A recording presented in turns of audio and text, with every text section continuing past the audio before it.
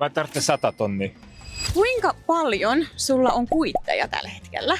Apua, ei varmaan ehkä joku 5, että mä en kauheasti niitä ehkä säilytä. Mitä sä teet niille sitten, kun sulla tulee kuitteja? Osa menee suoraan johonkin riveen. Ne, jotka tulee kaupasta, niin ne menee varmaan roskiin. No siis, jos on semmoinen niinku tärkeä kuitti jostain tärkeästä ostoksesta, niin mä laitan sen sellaiseen kirjaan. Mutta muuten ne päätyy yleensä roskiin, tai sit mulla on niinku puhelimessa se kuitti. Tiesit sä, että ne roskiin menevät kuitit, niin ne on rahan arvoisia. Sun olisi mahdollisuus tienata niillä Oho, kuinka paljon? paljon. Mä tarvitsen 100 tonnia. Mä tarvitsen mun lyhäriin rahaa. Siis eurokin on 100 tonnin alku. Eli kun sä lataat Props-appin, niin Propsissa sä skannaat ne sun kuitit, mitä sä oot käyttänyt. Sä saat niistä propseja. Propseja sä pystyt lunastamaan muun muassa lahjakortteja, joita sä pystyt käyttämään. Sä säästät rahaa ja ne rahat menee sinne 100 tonnin kassaan. Kohta mulla on 100 tonnia.